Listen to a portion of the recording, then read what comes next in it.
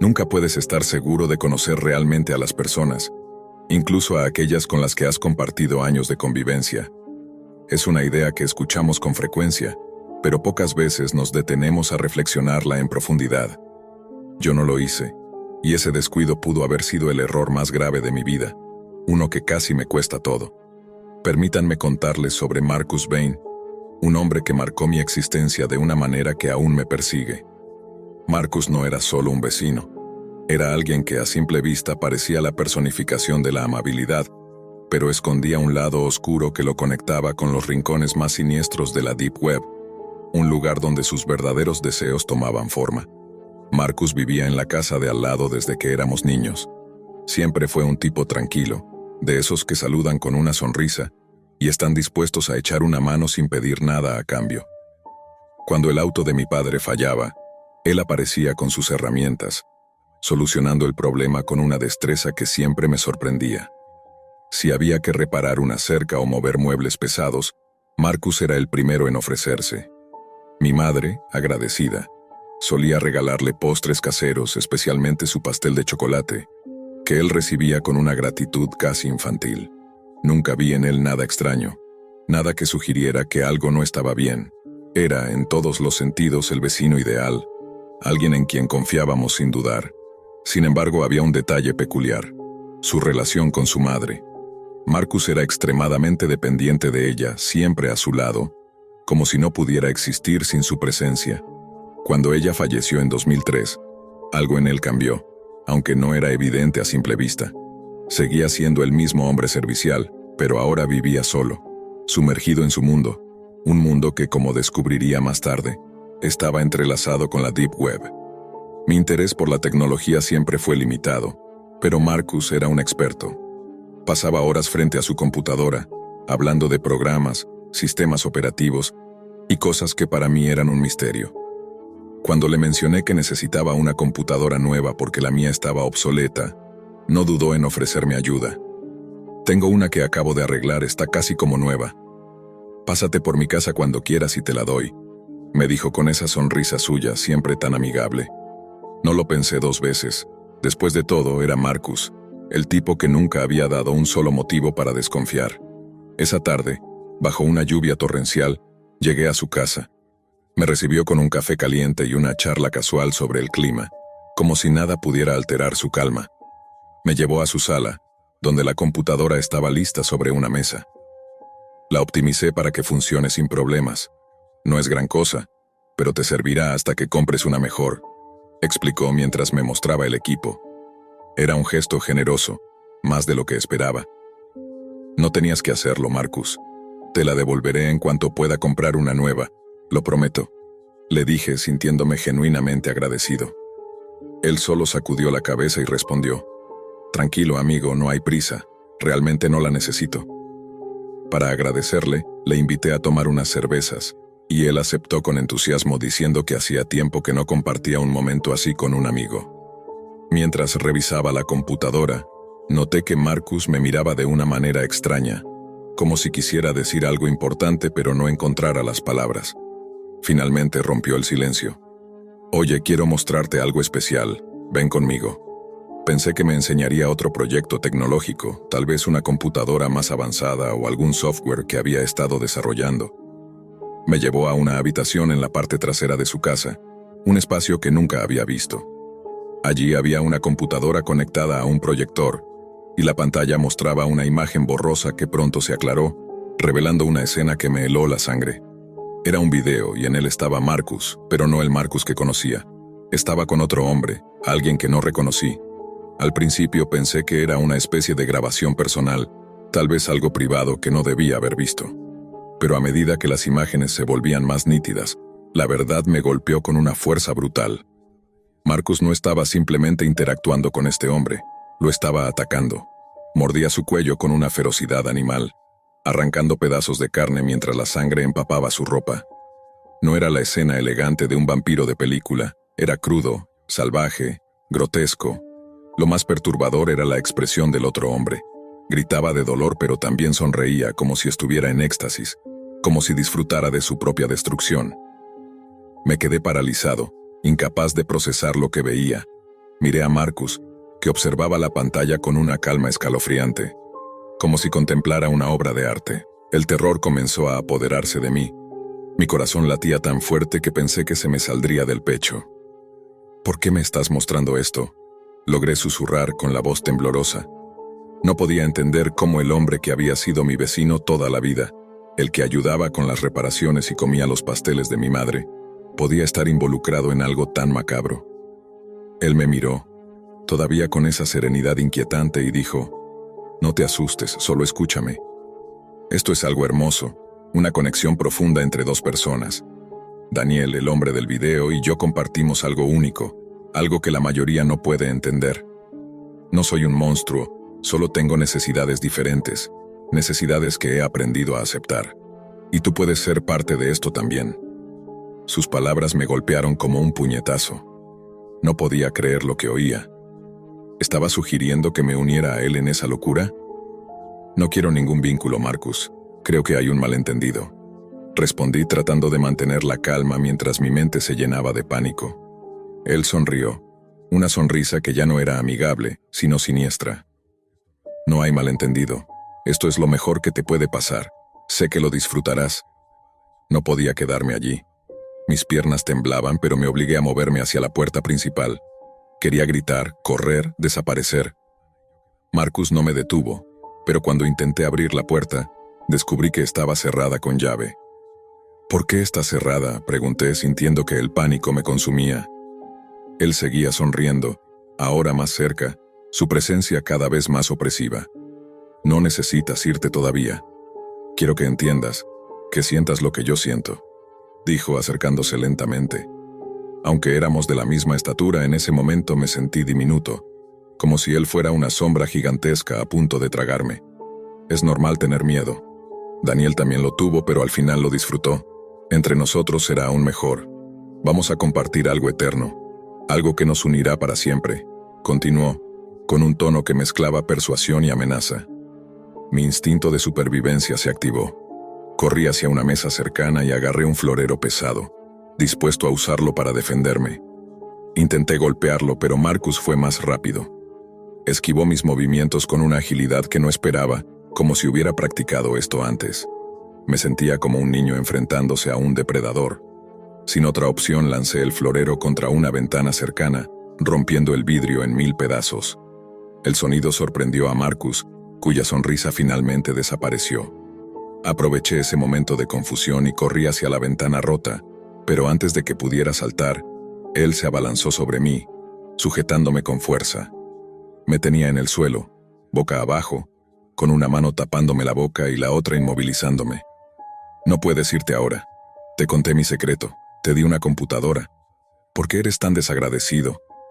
No tienes que morir, podemos empezar con algo pequeño, tus dedos, por ejemplo. Ábrete a esto», susurraba mientras su voz se volvía más intensa, más enferma. El dolor llegó antes de que pudiera procesar sus palabras. Sentí sus dientes hundirse en mi espalda, arrancando pedazos de mi piel. La sangre corría por mi cuerpo mientras forcejeaba desesperadamente, pero su fuerza era abrumadora. Mis gritos se ahogaban contra su mano y el terror me paralizaba. En un último acto de desesperación, metí la mano en mi bolsillo, saqué mis llaves y las clavé en su costado con toda la fuerza que pude reunir. Marcus aflojó su agarre y aproveché para gritar por ayuda, esperando que alguien en el vecindario me oyera. Me liberé de su presa y, sin mirar atrás, me lancé por la ventana rota. Los cristales cortaron mi piel, pero el dolor no importaba. Solo quería sobrevivir. Corrí hasta la calle, donde un auto que pasaba se detuvo al verme. El conductor, horrorizado por mi estado, me llevó al hospital. Mientras me alejaba, vi a Marcus en la distancia, corriendo tras de mí con una expresión extraña, como si aún creyera que podía convencerme de unirme a su mundo. Alerté a mi familia, y ellos llamaron a la policía de inmediato. Cuando las autoridades llegaron a la casa de Marcus, él ya había desaparecido. No encontraron rastros de él, como si se hubiera esfumado. Sobreviví, pero las heridas que dejó no fueron solo físicas. Las cicatrices en mi cuerpo son un recordatorio constante de aquella noche, pero las heridas emocionales son aún peores. No puedo quitarme la camisa en público. Evito las piscinas, las playas. Cualquier lugar donde alguien pueda ver las marcas que dejó Marcus. La gente me dice que soy valiente, que las cicatrices no son gran cosa, pero para mí lo son todo. Cambiaron mi vida para siempre. No hice nada para merecer esto, y aunque Marcus nunca fue encontrado, ningún castigo podría devolverme la paz que perdí. Lo que más me atormenta es pensar en cómo llegué a esa situación. La Deep Web fue la clave. Marcus no era solo un vecino amable, era un depredador que usaba los foros ocultos de la Deep Web para encontrar personas dispuestas a participar en sus rituales macabros. Allí, en los rincones más oscuros de Internet, buscaba a aquellos que, como él, veían en la violencia y el canibalismo una forma de conexión. La víctima del video, Daniel, no fue engañada. Estaba allí por voluntad propia, fascinada por la idea de entregarse a Marcus. La Deep Web le permitió a Marcus alimentar sus deseos más oscuros, conectándolo con personas que compartían su visión retorcida del mundo. Nunca sospeché que el hombre que comía pastel de chocolate en nuestra cocina navegaba por esos sitios, planeando actos que desafían toda humanidad. Mi barrio siempre fue tranquilo, un lugar donde las puertas podían quedarse sin llave y los vecinos se saludaban con confianza. Marcus rompió esa ilusión. La frase "nunca terminas de conocer suficientemente a alguien" se convirtió en una verdad dolorosa. Creí que lo conocía, pero solo veía la máscara que él quería mostrar. La Deep Web le dio un espacio para ser quien realmente era, y yo, sin saberlo, estuve a punto de convertirme en su próxima víctima. Ahora, cada vez que pienso en él, siento un escalofrío. No sé dónde está, pero espero nunca volver a cruzarme con él, ni en este mundo ni en los oscuros callejones de la Deep Web. Vivir en un vecindario tranquilo siempre tuvo su encanto. Calles ordenadas, vecinos que saludan con una sonrisa, niños jugando en los jardines sin preocupaciones. Era el tipo de lugar donde podías dejar la bicicleta en el porche sin temor a que desapareciera.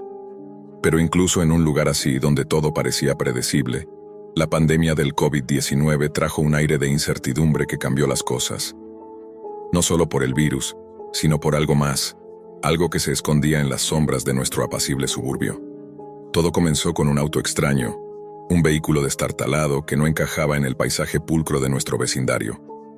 Ese auto, junto con problemas inexplicables de Internet y la presencia de la policía, me llevó a descubrir un mundo oscuro que nunca imaginé que tocaría nuestras vidas. La Deep Web, un lugar donde las apariencias engañan y donde nunca terminas de conocer las verdaderas intenciones de quienes se cruzan en tu camino. Era el año 2020 y la pandemia había confinado a todos en sus hogares. Trabajaba desde casa, como muchos, con más tiempo libre de lo habitual. Mi esposa, Clara, y yo pasábamos los días adaptándonos a la nueva realidad, tratando de mantener la calma en medio de las noticias alarmantes y las restricciones. Nuestro vecindario, un rincón idílico en las afueras de la ciudad, siempre había sido un refugio de paz. Conocíamos a los vecinos lo suficiente como para intercambiar saludos, pero no éramos de esos que organizan barbacoas comunitarias. La tasa de criminalidad era casi inexistente. Lo más grave que recordaba era alguna multa por exceso de velocidad o un adolescente atrapado pintando grafitis. Pero durante la pandemia algo cambió. La llegada de forasteros, atraídos por la idea de que los suburbios eran menos estrictos con las medidas sanitarias, trajo un flujo de desconocidos.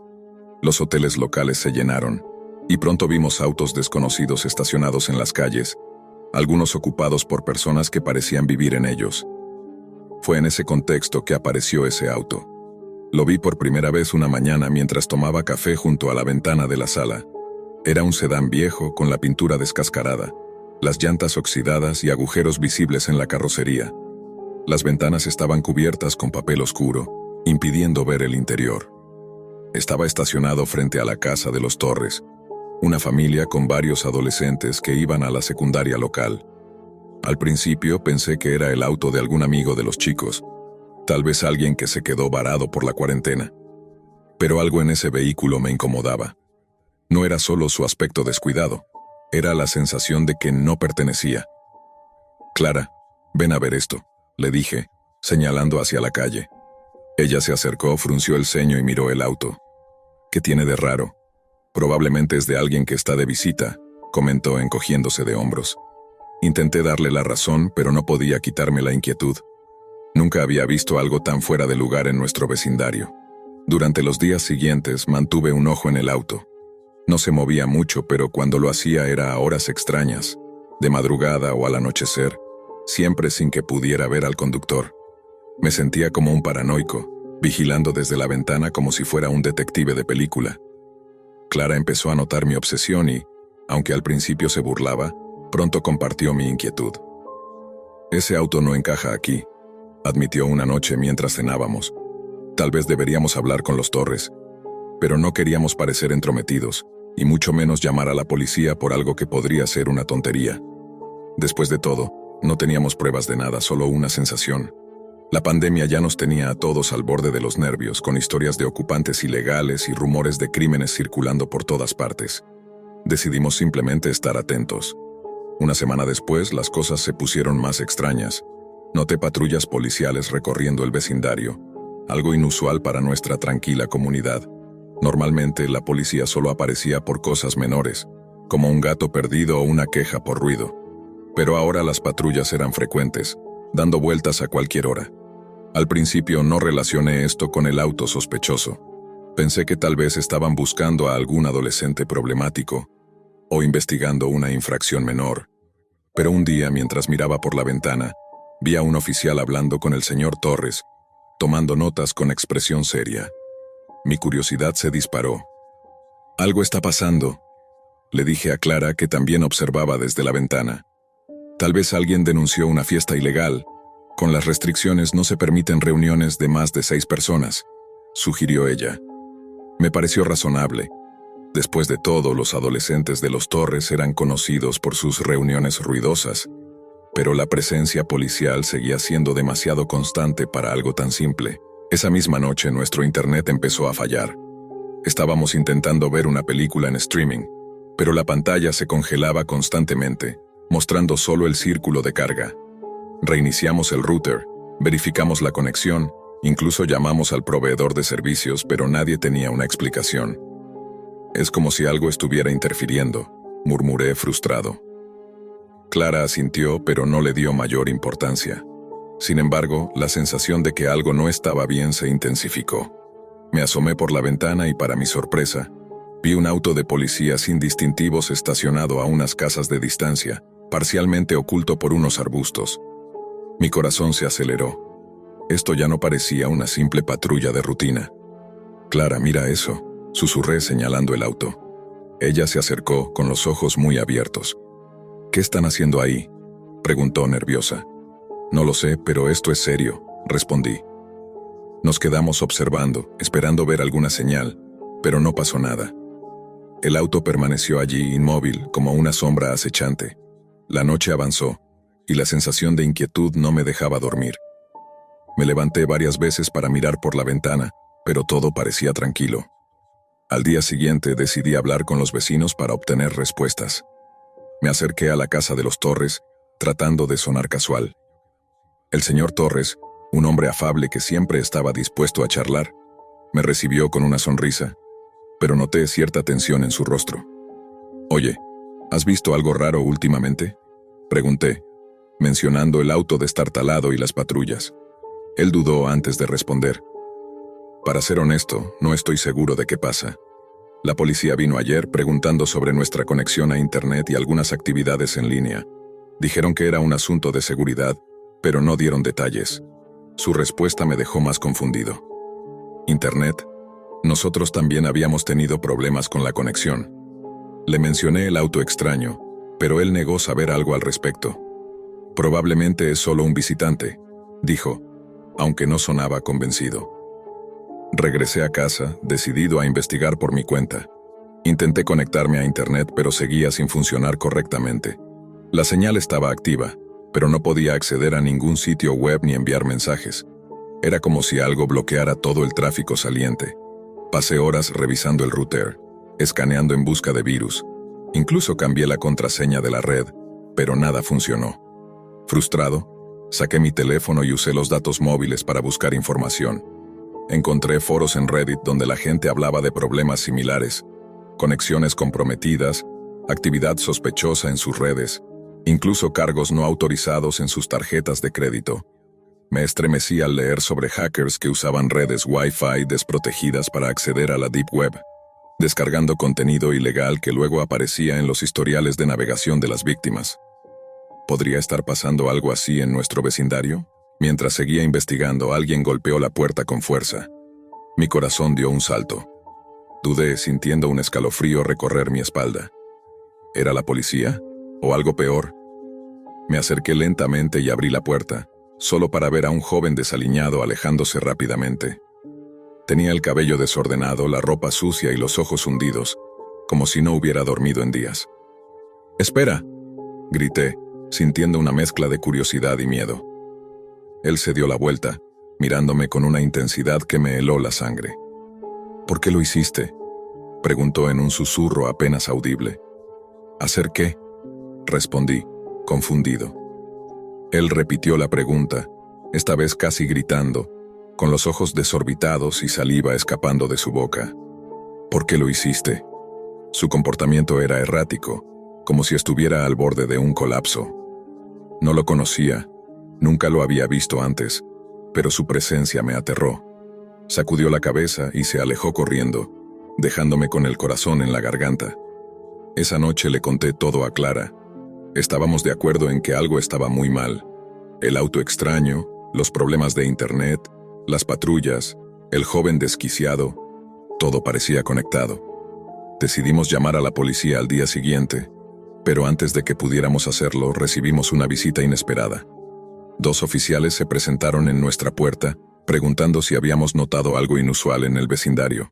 Les conté todo: el auto, los problemas de internet, el encuentro con el joven extraño. Para mi sorpresa, parecían ansiosos por obtener información.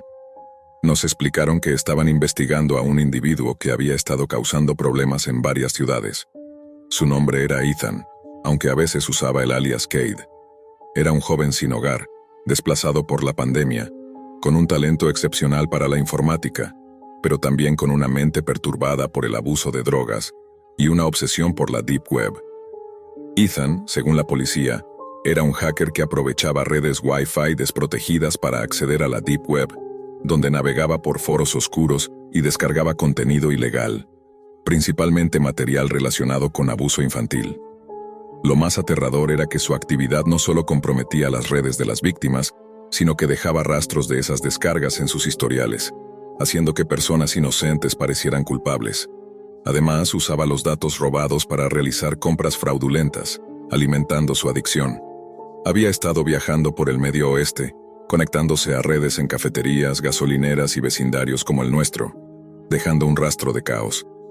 La policía lo había seguido hasta nuestro suburbio, y el auto destartalado era su base de operaciones. Un vehículo lleno de cables, baterías y equipos improvisados que parecía sacado de una película de ciencia ficción. Al día siguiente, las autoridades finalmente lo atraparon. Cuando inspeccionaron el auto, encontraron un caos de tecnología: cables conectados a baterías, un ventilador en el maletero, incluso paneles solares improvisados. Ethan era un genio, pero su talento estaba desperdiciado en actividades destructivas. Fue arrestado por delitos electrónicos y posesión de material ilegal, y su auto fue remolcado. Nunca más lo vimos, pero el impacto de su presencia permaneció. Nuestra conexión a Internet volvió a la normalidad, pero la sensación de vulnerabilidad no desapareció. La Deep Web, un mundo que apenas entendía, había traído el peligro hasta nuestra puerta, escondido en un auto que parecía inofensivo. La frase, «nunca terminas de conocer suficientemente a alguien», tomó un nuevo significado. No conocíamos a Ethan, pero su presencia nos enseñó que incluso un extraño puede alterar tu vida de formas inimaginables. Deseo que encuentre un camino mejor, que su talento no se pierda en la oscuridad de la Deep Web, pero una parte de mí teme que alguien como él siempre encontrará la manera de regresar. La idea de que nunca conoces realmente a las personas, incluso a las más cercanas, es algo que siempre consideré una exageración, una frase que suena profunda pero que no aplicaba a mi vida. Después de todo, ¿quién podría conocer mejor a alguien que un padre a su hijo?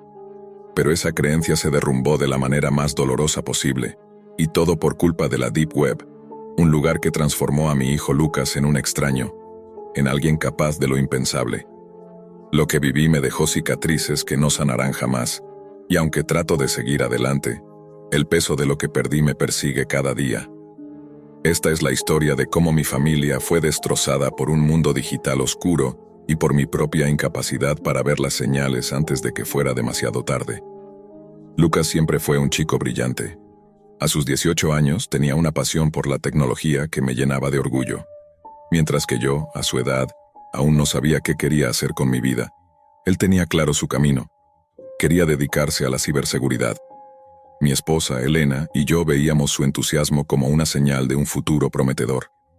La tecnología era un campo lleno de oportunidades, y Lucas parecía estar destinado a destacar. Para apoyarlo decidimos invertir en una computadora nueva, un equipo potente que le permitiera estudiar y practicar sin preocupaciones. Elena tenía sus dudas. Pensaba que deberíamos empujarlo a buscar un trabajo parcial para que aprendiera el valor del esfuerzo. Pero yo la convencí. Es nuestro hijo, y esto es lo que ama. Démosle la oportunidad de enfocarse en su pasión, le dije. Ella cedió, y así comenzó el viaje de Lucas hacia su sueño. Nunca imaginé que ese sería el principio de nuestra pesadilla. Al principio todo parecía perfecto. Lucas pasaba horas frente a su computadora, aprendiendo sobre programación, redes y seguridad informática. Nos contaba con entusiasmo lo que descubría, cómo proteger sistemas, detectar vulnerabilidades, incluso pequeños trucos para optimizar nuestra propia red en casa. Su energía era contagiosa, y yo me sentía orgulloso de verlo tan dedicado. Pero después de unas semanas algo cambió. Lucas empezó a distanciarse. Ya no compartía sus descubrimientos con nosotros, ni siquiera hablaba mucho. Se encerraba en su habitación, con la puerta cerrada y la luz de su monitor era lo único que iluminaba su rostro durante horas. Apenas comía con nosotros, y cuando lo hacía, estaba ausente, como si su mente estuviera en otro lugar. Al principio lo atribuía a la intensidad de sus estudios o a una fase típica de la adolescencia. Después de todo, nunca había sido rebelde ni problemático. Siempre fue un buen hijo, respetuoso y cariñoso. Pero su aislamiento se volvía más profundo cada día, y empecé a notar que apenas dormía.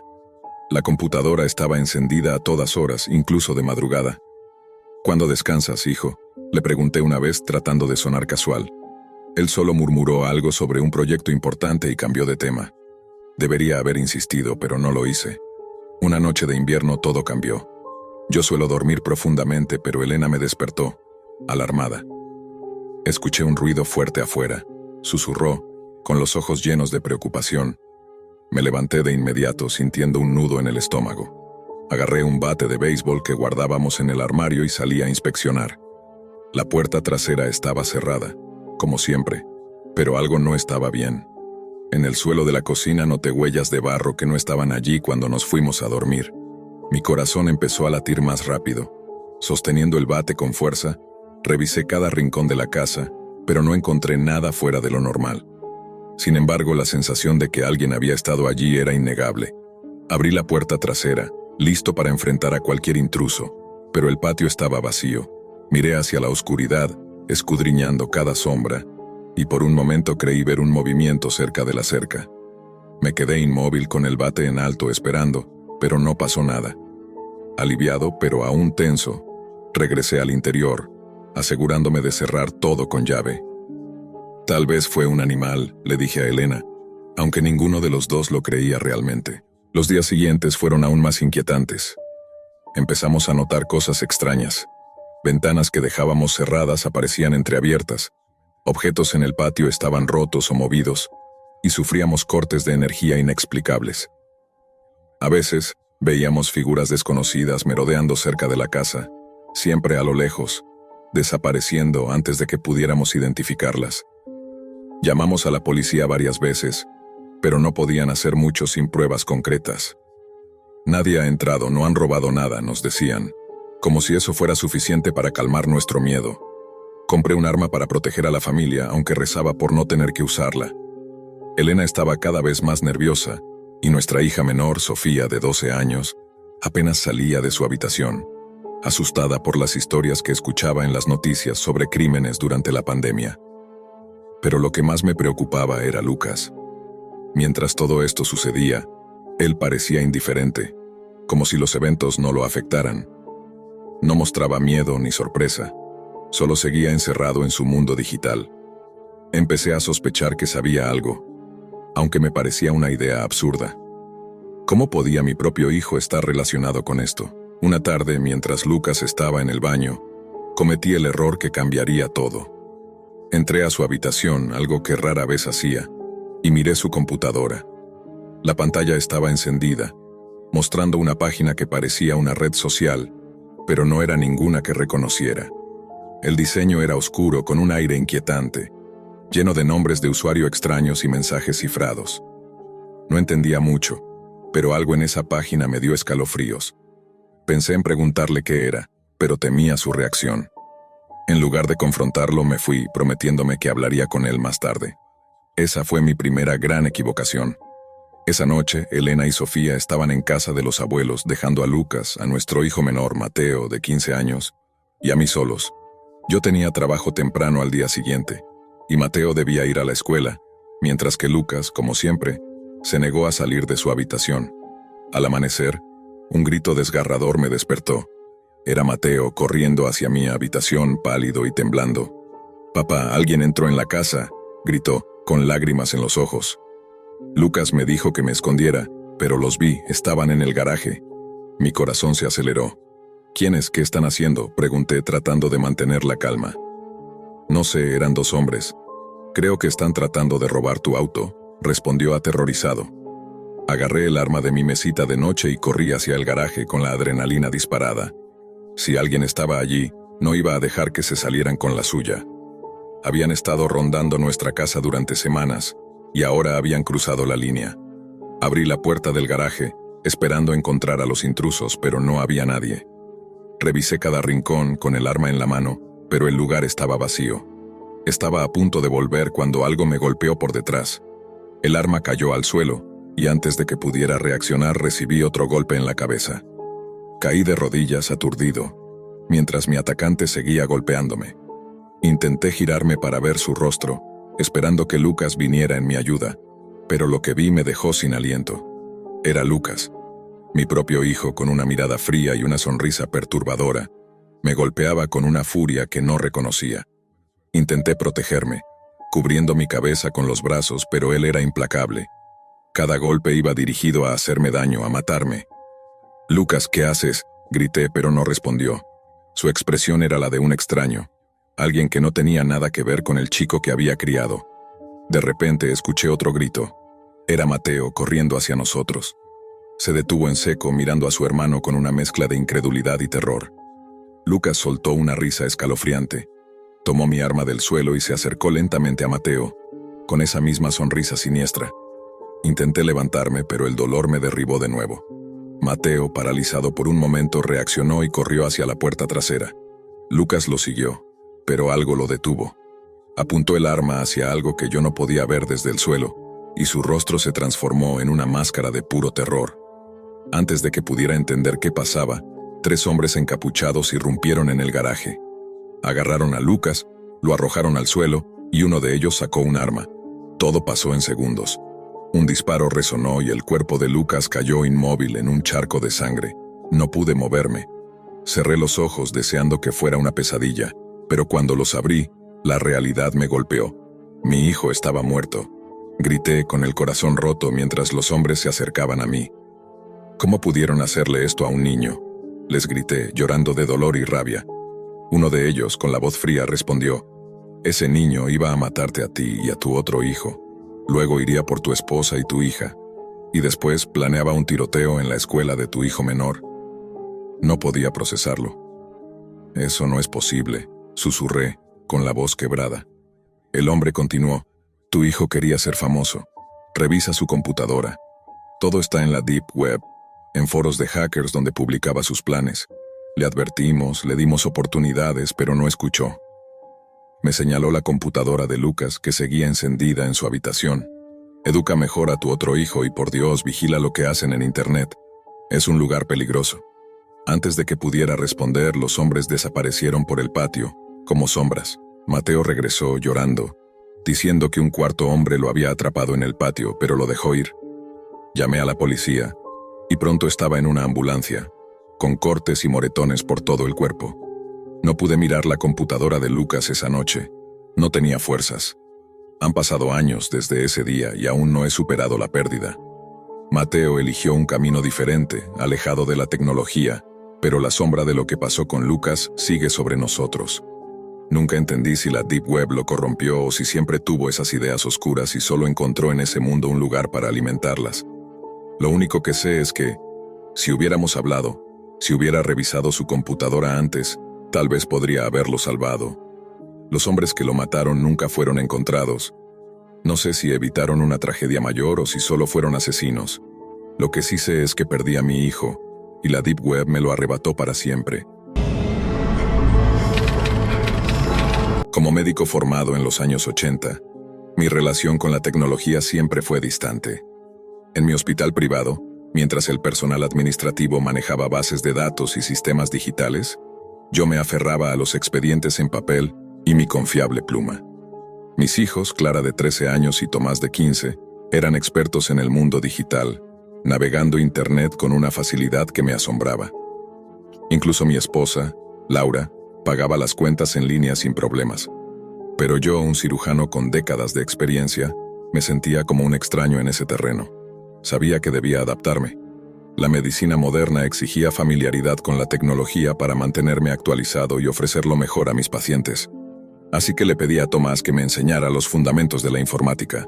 Sus lecciones fueron un soplo de aire fresco.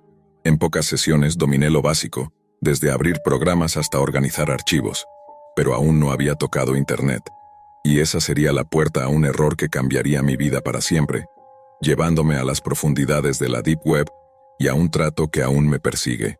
Tomás, con paciencia adolescente, me guió en la creación de cuentas en redes sociales. Tener un perfil en línea te hará más visible, papá. Atraerás más pacientes, me dijo, y yo confié en su entusiasmo. Pronto tenía cuentas en Instagram, LinkedIn y una plataforma profesional para médicos. Al principio fue emocionante reconectar con colegas y compartir logros, pero rápidamente me aburrí. Las redes sociales no eran lo mío, las usaba solo para promover mi trabajo en el hospital. Una tarde, mientras Laura y los chicos estaban en la escuela, decidí usar la laptop de Tomás para revisar mi correo. Entre los mensajes habituales, una notificación captó mi atención. ¿Quiere destacar como el Dr. Morales?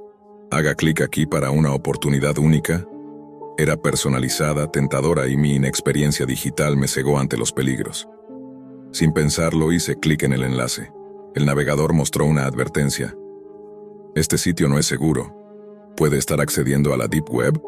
No tenía idea de qué era la Deep Web, pero la palabra oportunidad resonaba en mi mente. Como hombre de ciencia, no creía en los riesgos intangibles del Internet. Solo veía una posibilidad de crecer profesionalmente. El enlace me llevó a una página elegante, con un diseño que parecía profesional. Un formulario pedía mis datos. Nombre, profesión, hospital. Lo completé, pensando que era un trámite para una conferencia o un programa de networking. Días después, recibí un correo con una invitación a un evento exclusivo para profesionales médicos, una reunión de alto nivel, para establecer contactos. Había un detalle extraño. No se permitían acompañantes. Laura no disfrutaba de las conferencias médicas, así que lo vi como una ventaja. Me preparé con mi mejor traje, un puñado de tarjetas de presentación y una mezcla de emoción y curiosidad. Si no hubiera sido tan ignorante sobre la Deep Web, tal vez habría sospechado que algo no estaba bien. El evento se llevó a cabo en un salón lujoso en las afueras de la ciudad. Al llegar, me recibió un ambiente sofisticado. Mesas con comida gourmet, música clásica y profesionales bien vestidos conversando animadamente. Por un momento dudé de mi lugar allí, pero pronto reconocí a figuras prominentes de la ciudad, empresarios, médicos, incluso un político local. Me relajé, pensando que había dado con una oportunidad genuina. Comí, bebí moderadamente y charlé con algunos asistentes, intercambiando tarjetas y hablando de avances médicos. Todo parecía normal, hasta que la música se detuvo abruptamente. La multitud se apartó dejando el centro del salón vacío. Un silencio inquietante se apoderó del lugar, Y entonces los vi. Unas 20 figuras vestidas con túnicas negras, sus rostros ocultos tras máscaras grotescas que parecían sacadas de un ritual pagano. Cada máscara era más aterradora que la anterior, con ojos huecos y expresiones demoníacas que me hicieron pensar en Clara, que habría huido despavorida ante tal escena. Las figuras formaron un círculo en el centro del salón, y bajo los focos apareció una cuna con un bebé de no más de 1 año. Los llantos del pequeño rompían el silencio, amplificados por la luz intensa que lo cegaba. Como médico, mi instinto fue buscar a los padres, pero nadie en la audiencia parecía reaccionar. Todos observaban, inmóviles, como si estuvieran hipnotizados. Una de las figuras, presumo el líder, se acercó al bebé y comenzó a recitar palabras en un idioma que sonaba a latín. Las demás figuras trazaron símbolos alrededor de la cuna con polvos de colores, mientras los llantos del niño se mezclaban con los cánticos. Entonces el líder sacó un cuchillo y con un movimiento preciso hizo cortes superficiales en la frente y el brazo del bebé. La sangre brotó y los gritos del pequeño se intensificaron. Mi corazón se aceleró. Quería correr hacia él, detenerlos, pero mis piernas no respondían. Estaba atrapado, como si una fuerza invisible me obligara a quedarme quieto, como el resto de los asistentes. El ritual terminó tan rápido como comenzó. Las figuras se dispersaron entre la multitud, y una de ellas se acercó a mí. «Doctor Morales, soy Elias», dijo con una voz que parecía saberlo todo sobre mí. «Vino a esta reunión para destacar, ¿es verdad? Podemos hacer que su hospital prospere como nunca, pero ¿hay un precio?». Antes de que pudiera responder, continuó. «Necesitamos el alma de uno de sus hijos». La palabra, alma, me pareció absurda. Como científico nunca creí en conceptos místicos, pero su tono era serio y la conmoción en mi rostro debió ser evidente. «Srenia, no se preocupe, no tomaremos a sus hijos físicamente.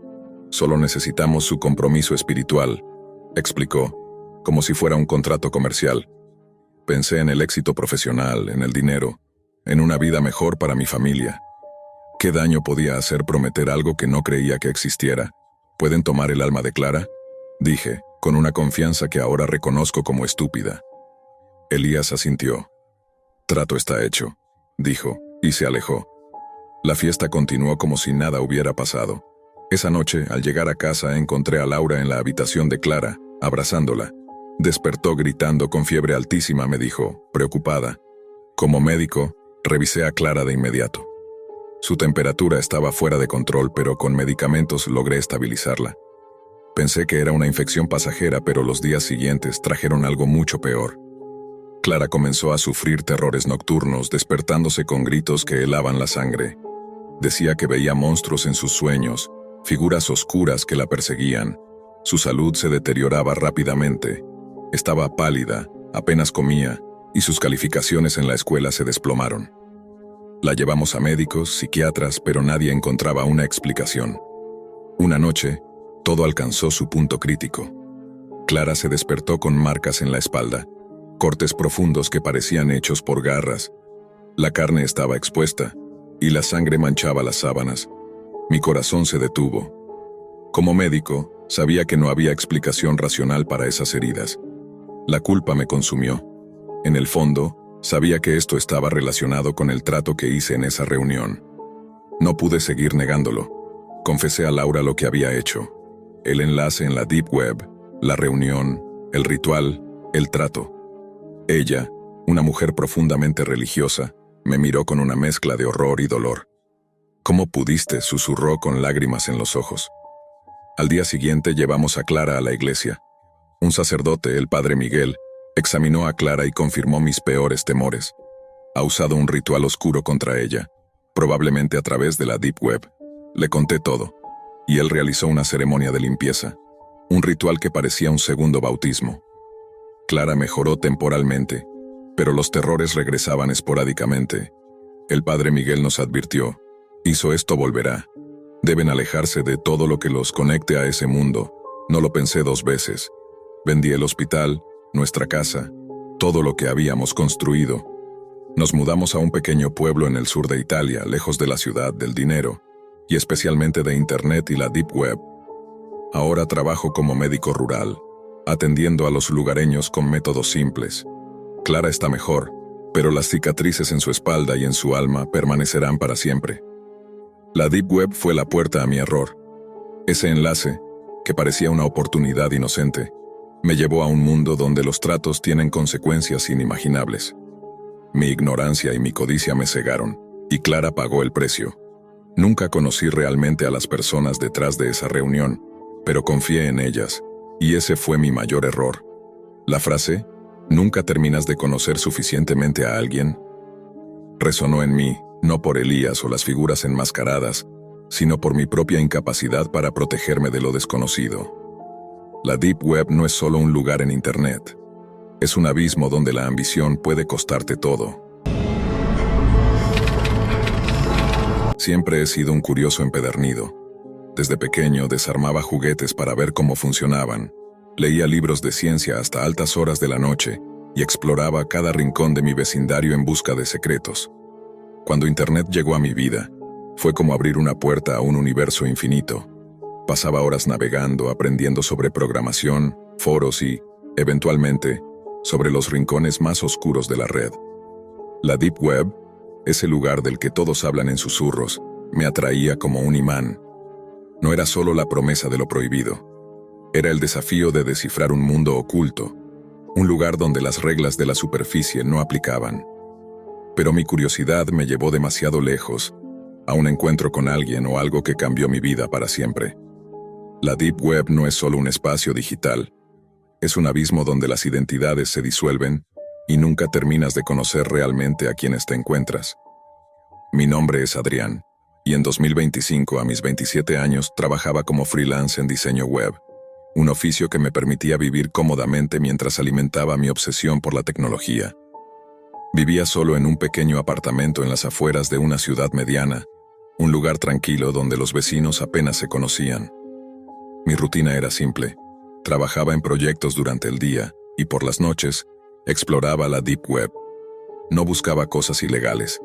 Mi interés era más académico. Quería entender cómo funcionaban los mercados ocultos, los foros de hackers, las comunidades anónimas que operaban en las sombras. Usaba Tor, configuraba mi VPN con cuidado y me aseguraba de no dejar rastros. Había leído suficientes historias de terror sobre la Deep Web para ser precavido. No hacía clic en enlaces sospechosos, no compartía datos personales y evitaba cualquier contenido que pareciera demasiado perturbador. Pero incluso con todas mis precauciones, no estaba preparado para lo que encontré. Todo comenzó en un foro oscuro al que llegué tras horas de navegar por enlaces en la Deep Web. Se llamaba El Umbral, un sitio con un diseño minimalista, casi arcaico, que parecía más un experimento que un foro activo. Los hilos eran extraños, escritos en un lenguaje críptico, mezclando tecnicismos de programación con frases que sonaban a poesía mística. Uno de los usuarios, que se hacía llamar El Creador, publicaba mensajes que captaron mi atención. Hablaba de un proyecto que podía cambiar la percepción de la realidad, un software que, según él, conectaba el mundo digital con algo más profundo, algo que trascendía la tecnología. Sus publicaciones eran hipnóticas, llenas de promesas sobre conocimiento ilimitado y experiencias que despertarían a quienes se atrevieran a participar. Como programador, me intrigaba la idea de un software tan revolucionario, pero también sentía una inquietud que no podía explicar. Decidí enviarle un mensaje privado. Hola, creador. Soy programador y me interesa tu proyecto. ¿Puedes compartir más detalles? Zrenia, escribí manteniendo un tono neutral. No esperaba una respuesta rápida, pero a los pocos minutos mi pantalla parpadeó y un mensaje apareció. Bienvenido, Adrián. Has dado el primer paso. El proyecto no es para todos. Si estás listo para ver más allá, comparte una pieza de ti. Un recuerdo, un miedo, algo verdadero. Me desconcertó que usara mi nombre real. Nunca lo había compartido en la Deep Web. Pensé que tal vez había cometido un error en mi configuración de seguridad, pero revisé todo y estaba en orden. La petición de un recuerdo me pareció extraña, pero inofensiva. Respondí con algo vago. Recuerdo cuando me perdí en un bosque de niño. Sentí que algo me observaba. Era cierto, pero no demasiado personal. Su respuesta llegó casi de inmediato. Eso servirá. Descarga el archivo en este enlace. Ejecútalo solo cuando estés solo.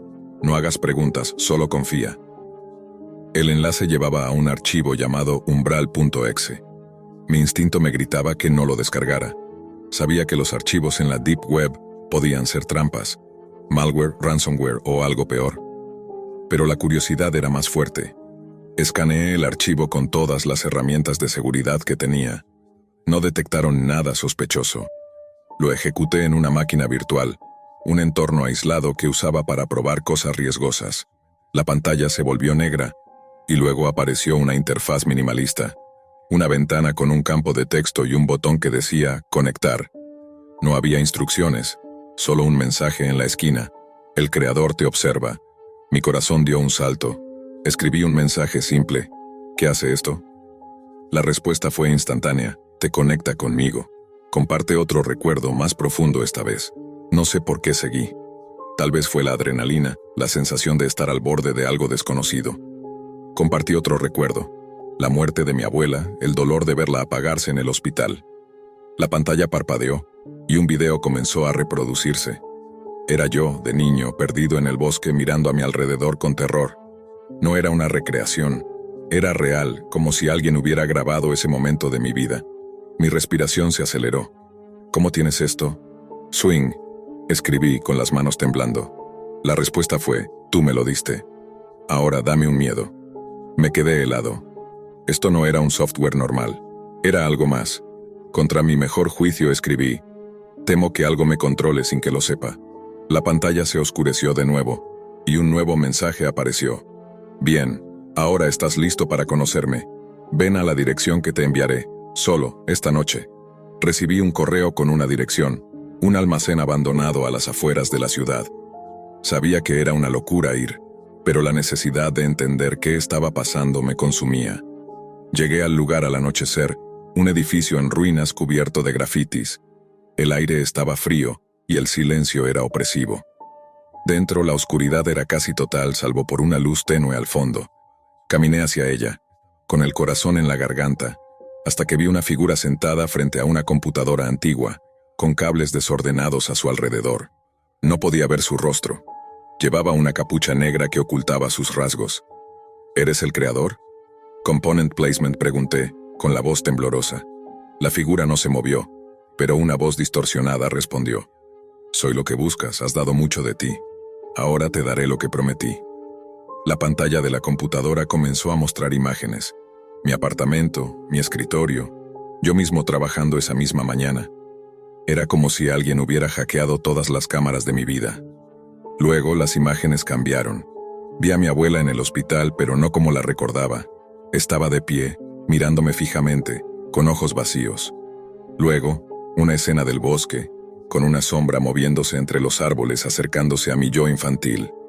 «Para, por favor», supliqué retrocediendo. La figura se levantó y por primera vez vi algo bajo la capucha. No era un rostro humano, sino una masa de píxeles en movimiento, como una pantalla rota. «No hay vuelta atrás, Adrián. Me diste tus recuerdos, tus miedos. Ahora eres parte de mí», dijo, y su voz parecía venir de todas partes. Corrí hacia la salida, pero las puertas estaban cerradas. La luz del almacén parpadeó, y la figura apareció frente a mí, aunque no la vi moverse. Sentí una presión en mi mente, como si algo intentara entrar. Las imágenes de mi vida seguían proyectándose en las paredes. Momentos felices, secretos que nunca compartí, miedos que había enterrado. «Eres mío», susurró la voz ahora dentro de mi cabeza. En un acto desesperado saqué mi teléfono y lo estrellé contra la computadora. La pantalla se apagó, y la figura emitió un sonido inhumano como un grito digital. Las puertas se abrieron de golpe, y corrí sin mirar atrás, sintiendo que algo me perseguía. Llegué a mi apartamento, temblando, y destruí mi computadora, mi router, todo lo que me conectaba a Internet. Durante días no salí de casa temiendo que el creador me encontrara, pero las cosas no terminaron ahí. Empecé a ver cosas, sombras en las esquinas, reflejos en los espejos que no eran los míos. Mi teléfono, aunque desconectado, recibía mensajes de un remitente desconocido. «No puedes escapar, ya eres parte del umbral». Intenté buscar ayuda, pero nadie me creía. Un amigo programador me dijo que el creador no era una persona, sino un rumor en la Deep Web. una entidad digital que recolectaba datos personales para absorber a sus víctimas, atrapándolas en un limbo entre el mundo real y el digital. No sé si es un hacker, un virus o algo sobrenatural, pero siento que una parte de mí ya no me pertenece. Me mudé a un pueblo remoto, sin internet, sin tecnología, pero las pesadillas no cesan. Veo a el creador en mis sueños, su rostro pixelado acercándose, susurrando que volverá por lo que le prometí. La Deep Web me enseñó que nunca conoces realmente a quienes encuentras en línea, porque no siempre son humanos. Mi curiosidad me costó mi paz, y ahora vivo mirando por encima del hombro, preguntándome si alguna vez escaparé del umbral.